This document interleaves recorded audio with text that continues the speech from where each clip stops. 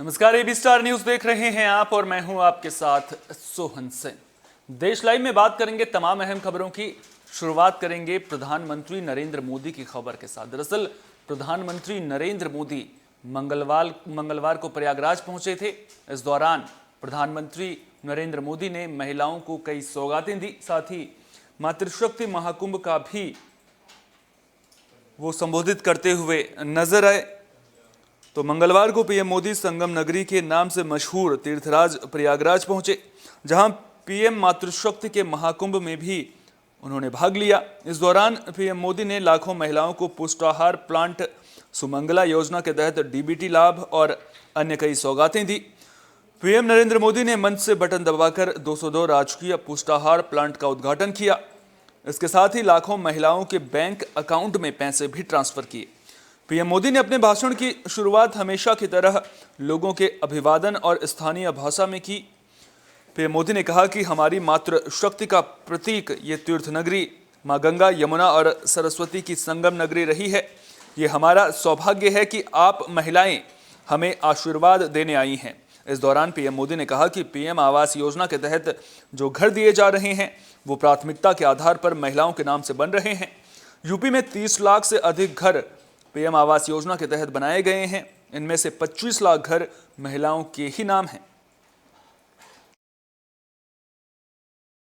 मां गंगा, यमुना, सरस्वती के पावन तट पे बसा प्रयागराज की धरती के हम शीश झुकाए के प्रणाम करत है। ईऊ धरा है जहां धर्म, ज्ञान और न्याय की त्रिवेणी बहत। तीर्थन के तीर्थ प्रयागराज में आए के हमेशा नहीं एक अलग ही पवित्रता और ऊर्जा का एहसास होता है। पिछले वर्ष फरवरी में हम कुंभ मां ई पवित्र धरती पर आवा रहे, तब संगम में डुबकी लगाए के अलौकिक आनंद के अनुभव प्राप्त किए रहे। तीर्थराज प्रयाग की ऐसी पावन भूमि को मैं हाथ जोड़कर प्रणाम करता हूं। हमारे यहां एक कहावत है, प्रत्यक्षे किम प्रमाणम, यानी जो प्रत्यक्ष है, जो सामने है, उसे साबित करने के लिए कोई प्रमाण की जरूरत नहीं पड़ती। आयुष्मान भारत योजना के तहत भी सबसे अधिक लाभ अगर किसी को हुआ है तो वो हमारी बहनें ही है। चाहे वो अस्पतालों में डिलीवरी हो या फिर दूसरा इलाज।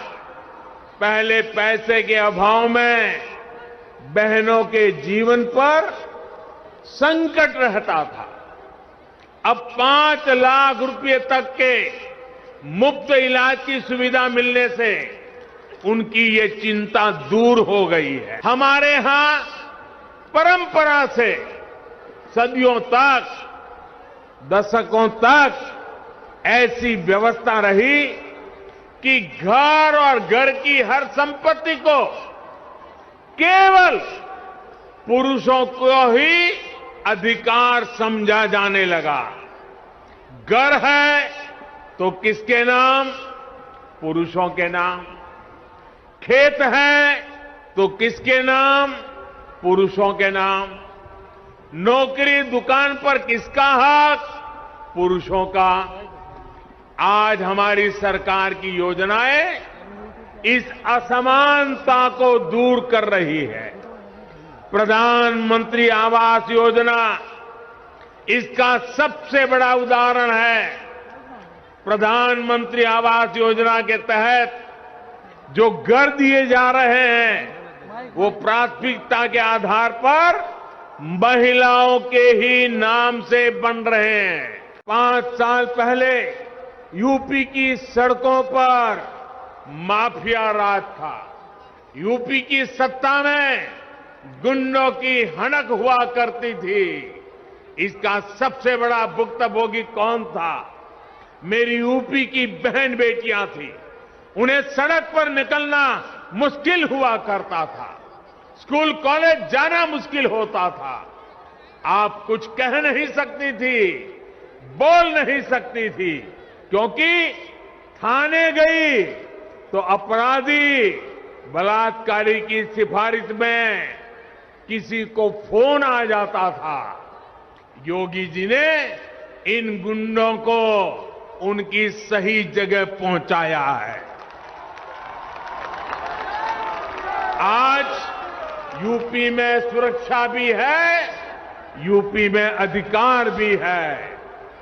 आज यूपी में संभावनाएं भी हैं, आज यूपी में व्यापार भी है। मुझे पूरा विश्वास है, जब हमारी माताओं बहनों का आशीर्वाद है, इस नई यूपी को कोई वापस अंधेरे में नहीं धकेल सकता। मां वहीं इस दौरान प्रधानमंत्री नरेंद्र मोदी के साथ मंच पर यूपी के मुख्यमंत्री योगी आदित्यनाथ और डिप्टी सीएम केशव प्रसाद मौर्य भी मौजूद रहे। मातृशक्ति महाकुंभ को सीएम योगी आदित्यनाथ ने भी संबोधित किया। सीएम योगी ने कहा कि प्रदेश में आधी आबादी के लिए बहुत से काम हुए हैं। उन्हें सुरक्षा से लेकर आत्मनिर्भर बनाने तक के लिए कई काम हुए हैं। आज मैं कह सकता हूं कि आधी आबादी इस हक का सम्मान पाने के लिए 2014 के बाद वो देखने को मिला है। घर की महिलाओं का अकाउंट खुला, अब पोषाहार मिलने में भी दिक्कत नहीं होती है। सीएम योगी ने महिलाओं के लिए चलाई गई सभी योजनाओं का जिक्र करते हुए पीएम मोदी का धन्यवाद दिया और महिलाओं को भरोसा दिलाया कि उनकी सरकार आधी आबादी के लिए हर संभव काम कर रही है। इस दौरान यूपी के डिप्टी सीएम केशव प्रसाद मौर्य ने भी सभा को संबोधित किया।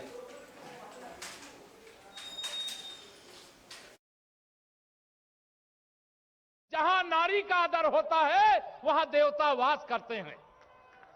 और भारतीय जनता पार्टी की केंद्र और प्रदेश में डबल इंजन की सरकार के माध्यम से मातृशक्ति के सम्मान में कोई कमी नहीं रखी गई। मैं आज लंबी बातें करने के लिए नहीं, यहां मैं भी और आप सब भी माननीय प्रधानमंत्री जी को सुनने के लिए आए हैं। मैं आज आप सबसे ही अपील करता हूं कि जिस प्रकार से देश और प्रदेश के हित में, गरीब और किसान के हित में, मजदूर और सफाई कर्मी अब प्रयागराज की भूमि है। आपको याद होगा मेरे माननीय प्रधानमंत्री जी ने यही सफाई कर्मियों के चरण धो करके उनको सम्मान देने का काम किया था। अभी बाबा विश्वनाथ धाम में मजदूरों की पूजा करने का काम किया था। आधी आबादी जिस हक का सम्मान पाने के लिए आजादी के बाद से तत्पर थी, 2014 के बाद वह देखने को मिला है।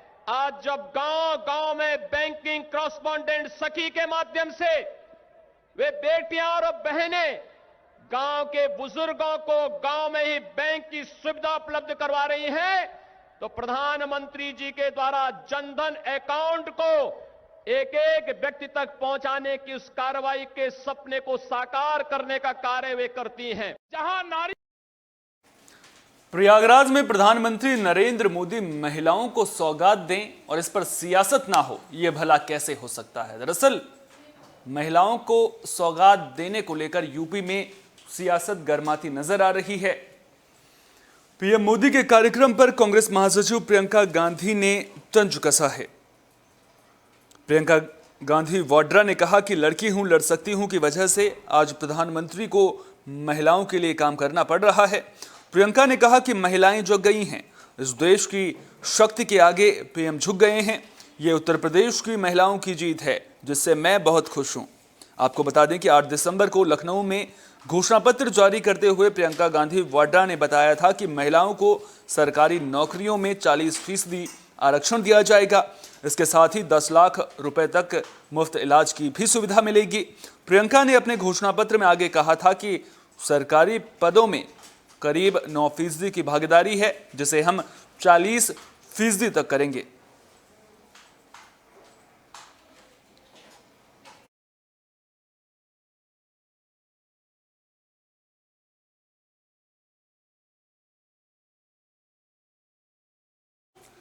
मध्य प्रदेश में पंचायत चुनाव होने हैं, लेकिन सूत्रों की माने तो मध्य प्रदेश में होने वाले पंचायत चुनाव टल भी सकते हैं। दरअसल मामला ओबीसी आरक्षण से जुड़ा है।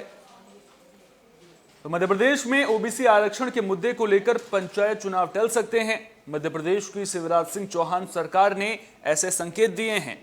मध्य प्रदेश के नगरीय विकास और आवास मंत्री भूपेंद्र सिंह ने कहा कि राज्य सरकार की मंशा स्पष्ट है कि किसी भी स्थिति में ओबीसी आरक्षण के बिना पंचायत चुनाव न कराए जाएं।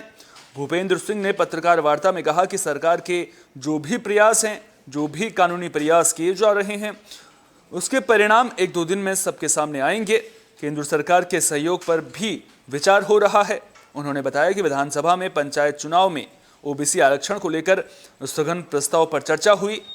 आपने भी सुना ही होगा कि 5 बार कांग्रेस पार्टी ने जबलपुर हाईकोर्ट में स्टे के लिए रिट लगाई। जब 5 बार जबलपुर से स्टे नहीं मिला तो सुप्रीम कोर्ट में रिट लगाई। कांग्रेस के रिट पर सुप्रीम कोर्ट ने पंचायतों में जो ओबीसी को 27% आरक्षण है उस पर रोक लगाई है। हम लोगों ने सारे प्रकरणों के क्रमांक समेत तारीखें और सारे तथ्य हाउस में रखे हैं। इससे स्पष्ट है कि कांग्रेस पार्टी ओबीसी विरोधी है। कांग्रेस की वजह से ही सुप्रीम कोर्ट ने ओबीसी आरक्षण पर रोक लगाई है। वहीं सीएम शिवराज सिंह चौहान ने भी कहा कि प्रधानमंत्री, गृह मंत्री, विधि मंत्री के ध्यान में इस विषय को लाया गया है। सरकार इस बात की कोशिश कर रही है कि ओबीसी को 27% आरक्षण पंचायत चुनाव में मिले। उन्होंने कहा कि हम सभी पहलुओं पर विचार कर रहे हैं। सुप्रीम कोर्ट में हम अपनी बात कैसे रख सकते हैं और क्या रास्ते हो सकते हैं, सभी पहलुओं पर विचार कर रहे हैं।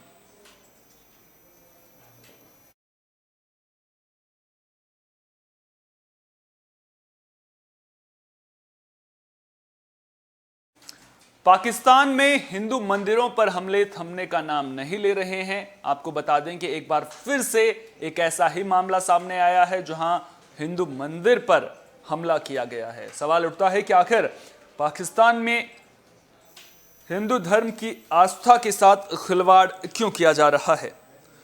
तो पाकिस्तान के कराची से एक बार फिर हिंदू मंदिर में तोड़फोड़ की खबर सामने आई है। मंगलवार को पाकिस्तानी पुलिस ने बताया कि कराची के नारायणपुरा के नारायण मंदिर पर लोगों ने हमला किया और मूर्तियों को नष्ट कर दिया। पाकिस्तान पुलिस के वरिष्ठ अधिकारी सरफराज नवाज ने बताया कि मंदिर में तोड़फोड़ के आरोप में एक व्यक्ति की पहचान की गई है, जिसे गिरफ्तार कर लिया गया है। व्यक्ति की पहचान मोहम्मद वलीद शब्बीर के रूप में की गई है। पुलिस अधिकारी ने बताया कि मंदिर में तोड़फोड़ की शिकायत मुकेश कुमार की ओर से दर्ज कराई गई थी। व्यक्ति ने बताया कि वो नारायण मंदिर में पूजा के लिए अपनी पत्नी के साथ गया हुआ था। इसी दौरान मोहम्मद वलीद शब्बीर नाम का एक व्यक्ति मंदिर में घुसा और मूर्तियों पर हथौड़े से वार किया। इसके बाद वहां मौजूद लोगों ने आरोपित को पकड़कर पुलिस के हवाले कर दिया। वहीं घटना के बाद गुस्साए हिंदुओं ने इकट्ठा होकर थाने के बाहर प्रदर्शन किया और सरकार और पुलिस से सुरक्षा की मांग की। लोगों का आरोप था कि देश में हिंदुओं पर अत्याचार की घटनाएं सामान्य हो गई हैं, जिससे सभी असुरक्षित महसूस कर रहे हैं।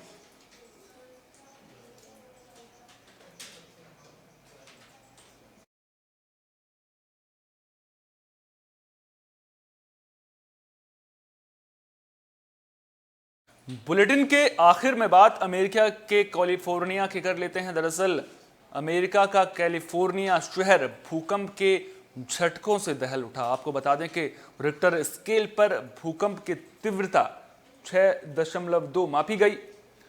तो अमेरिका का कैलिफोर्निया सोमवार को भूकंप के झटकों से दहल उठा। यहां दोपहर करीब 12 बजे लोगों को भूकंप महसूस हुआ। रिक्टर स्केल पर भूकंप की तीव्रता 6.2 दर्ज की गई। अमेरिका जियोलॉजिकल सर्वे के मुताबिक भूकंप का केंद्र सैन फ्रांसिस्को शहर से उत्तर पश्चिम में करीब 337 किलोमीटर दूरी पर था। मिली जानकारी के मुताबिक इस भूकंप में किसी प्रकार की जान या माल की हानि की जानकारी नहीं है। हालांकि स्थानीय निवासियों का कहना है कि करीब 20 सेकंड तक भूकंप के झटके महसूस किए गए।